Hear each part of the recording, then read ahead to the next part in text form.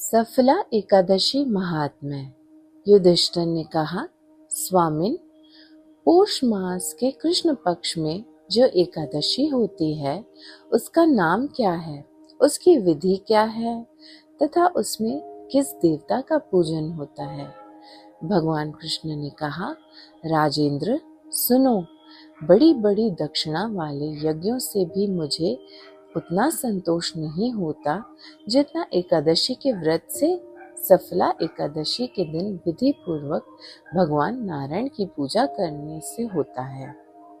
जैसे नागों में शेषनाग, पक्षियों में गरुड़, देवताओं में श्री विष्णु तथा मनुष्यों में ब्राह्मण श्रेष्ठ है, उसी प्रकार संपूर्ण व्रतों में एकादशी तिथि श्रेष्ठ है।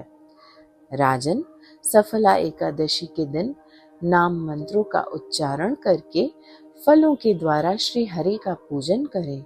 नारियल, सुपारी, बिजोरा नींबू, जमीरा नींबू, अनार, आंवला, लौंग, बेर तथा विशेषतः आम के फलों से देव देवेश्वर हरि की पूजा करनी चाहिए। इस दिन विशेष रूप से दीपदान व जागरण करने का विधान है। इस रात्रि को वैष्णव पुरुषों के साथ जागरण करने से जिस फल की प्राप्ति होती है वह हजारों वर्ष की तपस्या करने से भी नहीं मिलती। अब इस एकादशी की शुभ कारणी कथा सुनो। चंपावती नाम की एक पुरी जो कभी राजा महेशमती की राजधानी थी। राजा महेशमत के 5 पुत्र थे। उनमें जो ज्येष्ठ था वह सदा पाप कर्म में लगा रहता था, पर स्त्रीगामी और वैश्यासक्त था। उसने पिता के धन को पाप कर्म में ही खर्च किया। वह सदा दुराचार और ब्राह्मणों की निंदा किया करता था। अपने पुत्र को ऐसा पापाचारी देख राजा ने उसका नाम लुम्बक रख दिया। फिर पिता और भाइयों ने मिलकर उसे राज्य से बाहर निकाल दिया। लुम्बक उस नगर से निकलकर गहन वन में चला गया।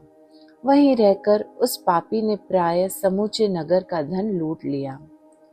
एक रात को जब सिपाहियों ने राजकुमार को चोरी करते हुए पकड़ लिया तो स्वयं को राजा का पुत्र बताकर वह छूट गया।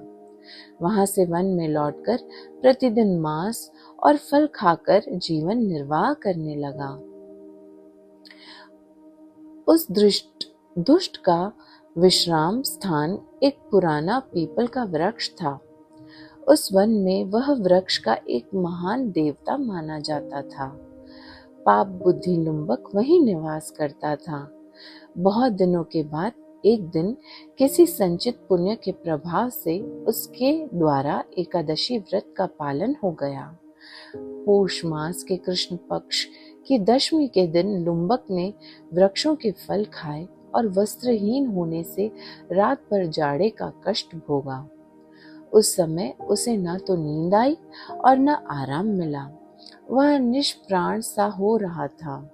सूर्योदय होने पर भी उसको होश नहीं था। सफला एकादशी की दोपहर में उसे चेतना प्राप्त हुई। फिर वह आसन से उठा और लंगड़े की भांति पैरों से बार बार लड़खड़ाता हुआ वन के भीतर गया। भूख से पीड़ित लुम्बक बहुत से फल लेकर जो ही विश्राम स्थल पर लौटा तो सूर्य देव अस्त हो गए। तब उसने वृक्ष की जड़ में बहुत से फल निवेदन करते हुए कहा, इन फलों से लक्ष्मीपति भगवान विष्णु संतुष्ट हों। यूं कहकर लुम्बक ने रात भर नींद नहीं ली। इस प्रकार अनायास ही उसने इस व्रत का पालन कर लिया। उस समय सहसा आकाशवाणी हुई, राजकुमार, तुम सफला एकादशी के व्रत से राज्य और पुत्र को प्राप्त करेगा। इसके बाद उसका रूप दिव्य हो गया। तब से उसकी उत्तम बुद्धि भगवान श्री विष्णु के भजन में लग गई।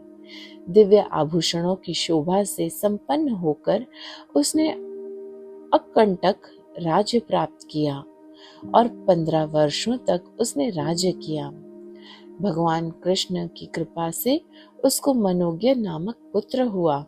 जब वह बड़ा हुआ तो लुम्बक राज्य की ममता छोड़कर भगवान श्री विष्णु के समीप चला गया, जहाँ जाकर मनुष्य कभी शोक में नहीं पड़ता।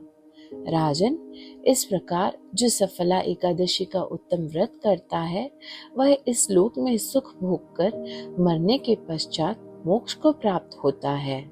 संसार में वह मनुष्य धन्य है जो सफला एकादशी के व्रत में लगे रहते हैं। उन्हीं का जन्म सफल है।